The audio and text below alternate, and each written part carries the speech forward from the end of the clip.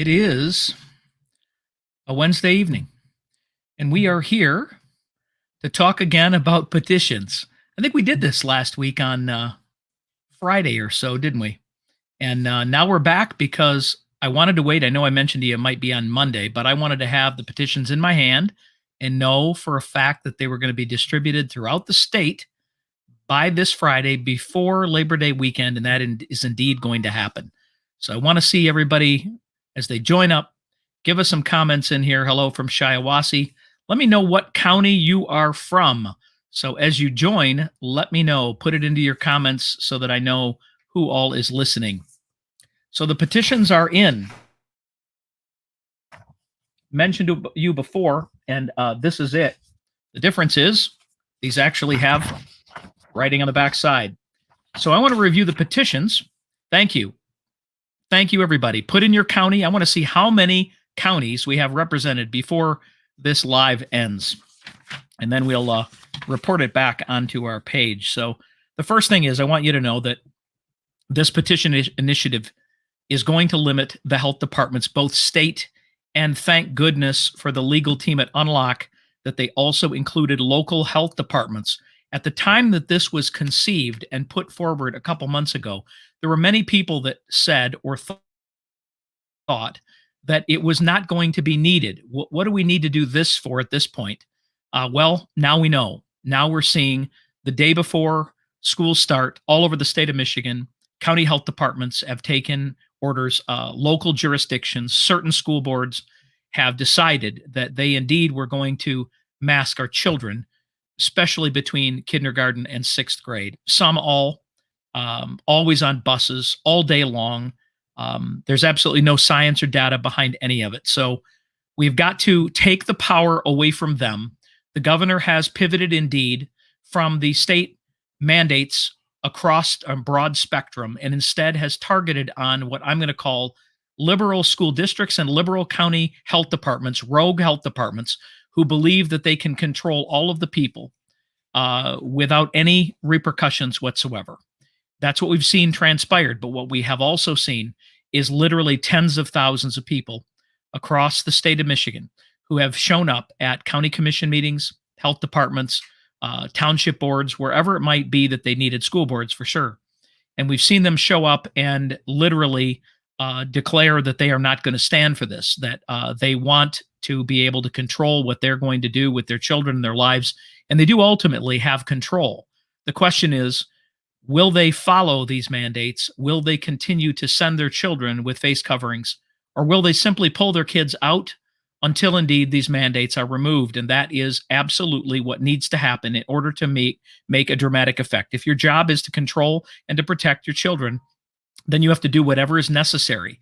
It isn't saying by giving a warning or being upset about what danger someone else is putting your child in is enough. It means that we're going to do whatever it is necessary to make sure that they're not put in harm's way. And the fact is that putting a mask on your kid all day long on a school bus or in a classroom isn't going to stop the spread of a virus, number one. Secondly, kids don't get it. They don't give it. It's been proven not only nationwide, but worldwide. And many other countries around the world are recognizing that both masking kids and indeed the jabs are also something that should not be mandated to children. So I want to read to you the two areas that are changing in this. I know I mentioned it to you before, but I want to mention it to you again. So the first thing this is going to do is the proposal is going to require determinations be in writing and would make an emergency order expire after 28 days unless the state legislature or the local governing body extends it. Why the 28 days? We've had people do this. I'm just going to refresh your memory. So under the 1976 law, the governor has 28 days to declare an emergency individually, unilaterally. After that time, she has to work with the legislature on a way forward.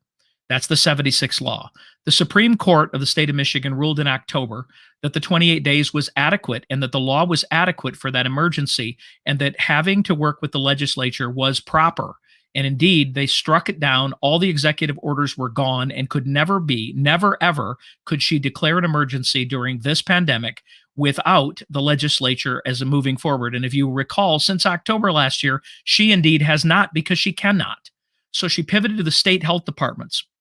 Everything that happened last year after October the pause by the middle of October. Remember the 3-week pause? 3-week pause for us to be able to handle and bend the curve for a second time, which turned into the months of November and December and January. And for some industries and restaurants and bowling centers, it was on into February and March, and some of them even beyond that. Just so that you're all aware, if indeed what we are looking to pass, if we get these signatures and the legislature will vote to make this a law and amend the law for the health code that's on the books for both the state health departments and also for the local health departments. Before Thanksgiving of last year, Michigan would have been Florida. I'm using that as an example. We would have been completely and utterly free. There would not have been children wearing masks playing sports. There would not have been any mandates from the state health department that would have been legal because our legislature stood up. They were there at the Let Them Play event. They were there speaking on behalf of the people, saying it should be up to the individual parents as to what they choose to do with their children. The same thing would have happened in local health departments. Those decisions, if they were made on a local basis, would have gone to county commissions. And the 28 days matches what is on the books for the 76 law. And there is no, and so I want to clear this up also for those of you out there that have heard something about it's unconstitutional. Look, if it's unconstitutional, it's unconstitutional, but you're all conforming and consenting. I'm sorry, but you are. 95% of Michigan is conforming to the state health department all last winter. Businesses shut down and they did not operate. We let them determine what it was that's going to happen. And that isn't going to change simply because we say so. It is important that we understand that. And these other individuals who believe there's an alternative to this do not have anything in writing, have not gone to the Board of Canvassing, have no language that was there. If it was, they would have to raise millions of dollars, and they haven't. It would have to go to the Board of Commissioners, obviously, get approved. The language would have to be done, and they would have to go ahead and go through the process. If indeed they do, I will encourage you all to sign it. But the first court that sees it before it ever goes through will strike it down. I can promise you that. Because it is impossible during a pandemic or otherwise for the health departments not to have the ability to declare an emergency. I can promise you, ask any judge, ask any court, anybody who you would ever know, but you can certainly know and be assured that the state Supreme Court, which indeed is a 4-3 liberal court now, it happened last November, they would absolutely strike down the ability for this to become a law if indeed you could get the legislature to vote on it, and you could not. The reason I say you could not is this would not ever be done until next summer. And during next summer, it would be election time, and they would hang it around their necks that the health department cannot even declare an emergency that would save lives. I am telling you that would never happen. So all of that is just talk and fodder. Why they don't get behind something that would have changed the trajectory, changed the lives of many businesses and people in restaurants. And like I say, all of us with our kids in school. And right now, all of these state and local health departments, I should say local health departments that are doing this would literally be limited to right now about 20 more days. And after that, their county commissions would have to approve a way forward. I'm going to read to you the change in the language. It's done in the back of the petition, and it's actually done in all caps. Those are the changes that are made to the law. So I want to read that to you. So under the state health department, and it's the same for both, only the last sentence is different, but I want to read it to you. The authority of the director to issue, revise, replace for a period of up to 28 days after the director's written determination that control of that epidemic is necessary to protect the public health. After this 28-day period, any emergency order under this section related to that epidemic is automatically rescinded and unenforceable. And any new emergency order under this section related to that epidemic shall not be issued unless a request by the director for an extension of time to issue, revise, replace, and enforce an emergency order related to that epidemic for a specific number of days is approved by resolution by both houses of the legislature. We all know that will never happen. They will never vote to do that. Therefore, 28 days is the maximum for the state health department after we get this done. Now under local health departments, authority of the local health officer to issue, revise, replace, and enforce an emergency order related to the epidemic under this section shall continue for a period of up to 28 days after the local health officer's written determination that control of the epidemic is necessary to protect the public health. After this 28-day period, any emergency order under this section related to the epidemic is automatically rescinded and unenforceable, and any new emergency under this section related to that epidemic shall not be issued unless a request by the local health officer for an extension of time to issue, revise, replace, and enforce the emergency order for the specific number of days is approved by resolution of the local governing entity of the local health department, or in the case of a local health officer, from a district health department, the district board of health. As you know, some counties actually are under a district board, meaning they represent multiple counties. Therefore, they have people that represent several county commissions that all serve on a board for that direct board of health. So it covers all of them. This means that in the case of Allegan County, Ottawa County, where these resolutions are already being passed, saying 6-1, you should rescind these orders, you should leave it up to the parents and the individuals to make a determination. This is what this petition initiative will do, and we need all of you to be able to get on board, to be able to, first of all, determine that you're not going to go along right now. You're not going to conform, you're not going to consent, and you're not going to put your children at risk. That's the first thing that you have to decide to do. Inconvenient? Yes. Being a parent at times is inconvenient. It's the responsibility that we accept when we become parents. It's what we accept when God gives us these children to care for, to raise up, and to, of course, keep them safe in all things. It is up to you as an individual. If you indeed believe this isn't harmful, then you need to go ahead and do what it is you want to do. But I want you to be aware that beyond that, this has to do with businesses and the determination of their hours of operation, if they can be opened at all, what their hours will be, when they need to close, how far people need to be apart when they're there, what need to wear on their face while they're there. If you believe that those things should be done to small business and individual businesses, while indeed the big box stores and others were completely open and available for them to be able to function properly, we targeted individuals who were more likely or less likely to consent. That's what happened last fall and winter. It is time for us to stand up together. We took the powers away from the governor with the 45 law. We're going to take them away from the health department, both state and local. I call them unelected bureaucrats. I call them faceless bureaucrats. The reason I say that is if I ask you who indeed's making that decision in your local health department, you probably cannot name them. A handful of you might be able to, but the majority will not. And that means who gets the blame? Well, as long as it's not the governor, she's happy that she's doing what she's doing, and she's putting pressure, and I use the word pressure, through the state health department to the local health department, specifically those. Listen to the words that are being spoken, the talking points being spoken in our ridiculous media today. Over half of the school children are required to wear masks.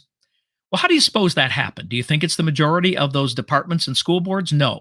It's because it was indeed the liberal inner city and big school systems throughout the state that determined that they were either going to do it by school board or they were going to do it by county, where the highest density of population was, and have it mandated, not leaving it to the bulk of the districts themselves. If you look at the bulk of the districts, it's probably more like 85 or 90% of the districts that would choose not to do this. And indeed, many of the counties, meaning probably 60 or more of the counties, have not mandated this. But they want to make you believe you're the minority again, that you are the minority population, that you in the rural areas just need to consent to what the majority are doing, but the majority aren't doing this by choice. They're doing it by mandate. And indeed, we need to stand up to it all. And we've done it. We're standing up by the thousands, but we cannot let up. We can't stop showing up. And we're going to do some things that are going to make sure that the message be known. I know you see the logo in the upper little corner here. I want to show you the new yard signs that Unlock is producing. Take a look at this puppy right here. What do you think of that? Shut down the shutdowns for good. Oh, whose picture is that there? You think this will be enough to turn people around in order to do that? We already did the shutdowns against the governor. What do you think of this yard sign? That's coming soon. Oh, we'll have some matching flags for those of you that have petition areas. Do you think they'll get to turn around and sign that baby? And who indeed is responsible for that? We're going to make sure her picture's right there. What do you think of those, baby? Okay. So what we need you to do is we need you to sign up. If you haven't done it, I've put it into the right here into the not just the chat. I did put it into the comments on each and every one of these platforms. I want you to go to that link. That is, of course, the Reform MI. That is an area there. So I put up the Stand Up Michigan UnlockMichigan.com /Stand Up Michigan. That I'm going to go ahead and throw up here on the screen just so you can see it. You can look for it. This indeed is the place that you can go on a website in order to sign up, and it'll do two things for you. Number one, it will indeed get you signed up to get the get petitions mailed directly to your house. 2 petition sheets will come to there. It will also, at this website, once you're signed up, you'll get Unlock's emails. Those emails will give you a link to where it is you can pick up additional petition sheets in your county. And also on UnlockMichigan.com's website at the top, it will allow you to sign up. Indeed, if you could be a drop-off and pickup area, or indeed if you want to sign up to be a signing venue. So maybe you have a business and you could put a table in that business. I wanted to inform you also that we are going to be getting some laminated petitions done. And I'll give you the reason for that. The other side is likely to have people with cameras everywhere they go, looking to target, looking to find unaccompanied petition sheets. It is important that if you have petitions, that you do not leave them unattended, because indeed they could say somebody signed it, you didn't witness it.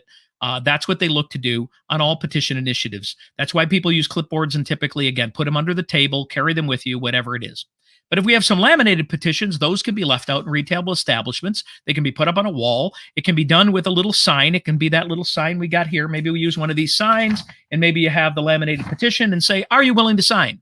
If you can do those in retail establishments, our goal is to take these to every football game, every soccer game, every practice, every church event, anywhere that you can be. We need to get people to sign to limit these health department mandates. And I believe we can do this in record time. Absolute freaking record time. And that is going to be up to you, not me. I can get on here and talk until I'm blue in the face, but unless you step up to the plate, unless tens of thousands of us are willing to circulate just with your neighbors and your coworkers and your friends and the people you go to church with, or the kids in your parents of your kids in class or sports or whatever it is, you need to get involved and get 20, 30, 40 signatures. I know some of you got 500, some of you got 1,000 signatures last time. If we do this and we turn those in record time, the legislature, as soon as approved, will take away these powers forever, and we will turn into Florida. We will then replace those Democratic lawmakers and any lawmaker that chooses to go against the will and the rights of the people. We're going to do that in 2022, and we're going to replace this governor, picture here. We're going to replace her, the Attorney General, the Secretary of State, in the 2022 election, period. We're going to take back our state. It is our state. It's a gorgeous state. It's a great place to raise children. We have great school systems, meaning we have good teachers that are involved in some of those. But I ask you right now, make the decision, the tough decision potentially. But look, you've handled and been with your kids all summer long, have you not? You've taken care of them or found a way to do that. You can also find a way to educate them while this goes on and until we get through this, or until there is an alternative for you and for most. So I'm just asking you to get involved and help again, protect your kids. It's our responsibility. So I'm going to take a look at some other comments here. I'm going to go through real quick again, the petition. Let's go through instructions. So I have listed on here also, I put on here the link for you to sign up or to go to in order to make sure that you join their Facebook group. The Facebook group for Unlock Michigan is now it is at Reform MI. That is a public group. I'm going to put that up here on the page. I'll get rid of this one here. Okay. It is called Reform MI. It's written there in the bottom of this video. I'll leave it there for about 5 minutes. Go there and invite all of your like-minded friends. We want this to have hundreds of thousands of people as part of this group so that you can share your pictures, your signs, your signing locations, whatever it is. We want to encourage each other so that we do this together collectively as we had before. But I want to go through the petition quick. I'll spend 5 minutes doing it. And this, when you go to Reform MI, this instruction sheet is there so that you can save it on your phone. You can print this. It also is available on the UnlockMichigan.com website. And when you get emails from them, this will be also available there. So let's go through the 7 steps that are on here. As a circulator, you must only write one county name at the top. That would be right here. One county name for each petition sheet. There's only 10 signatures that go on a page. Everybody who signs that then has to be from that county, whatever that county is. If you're in an area, you're likely to need 3 or 4 sheets because you might have 3 or 4 county people stopping to sign. You may need more than that. It also doesn't matter whether these are full. So if you have 2 signatures because somebody's traveling and they come to your area and they sign, at the end of that weekend or whenever it is, go ahead and sign that you witnessed those and send those in. They happen to be from a county that you're not likely to get more signatures. It does not have to be full sheets, number 1. Number 2, the signer must sign their full name as they are registered to vote. That'd be like their driver's license. Same thing when they go to vote. They're going to put it in here, right over here. Okay, so they're going to basically put their signature in over here. That signature would be, again, the same way, full name. You're going to then write the name the same in the box next to it, printed name. Same thing you do when you fill out that little card when you go to vote. Number 3, the signer must write in the house number or street number, rural route number, no P.O. boxes. So not where you get your mail. It is your physical address, again, what's on your driver's license. If indeed you have moved, you might want to put on your new driver's license or your new address if indeed you just haven't gotten your driver's license renewed. But if you have changed where you vote, okay? But mainly it's going to be your driver's license 95% of the time. The next item is city or township, okay? The signer must write in the city or township where they're registered to vote. Villages and unincorporated areas are always within townships. So again, you might be at a certain hall, but you're going to be either in a township or you're going to be in a city. And again, you'll know where it is you go and vote. So put that township name in there. It's easier for them to identify that, yes, indeed, you're a registered voter by looking you up in a township. Otherwise, they got to go to the county and look through all the voter different rolls in order to find it. It just makes it easier for them to verify that they are valid petition signatures. The zip code is there. Again, that is the zip code where you live. And then the final thing, which is a tricky one, and I say it's tricky because it's places people make a mistake, is this is a date. This is the date you signed the petition, not your birth date. The date you signed the petition.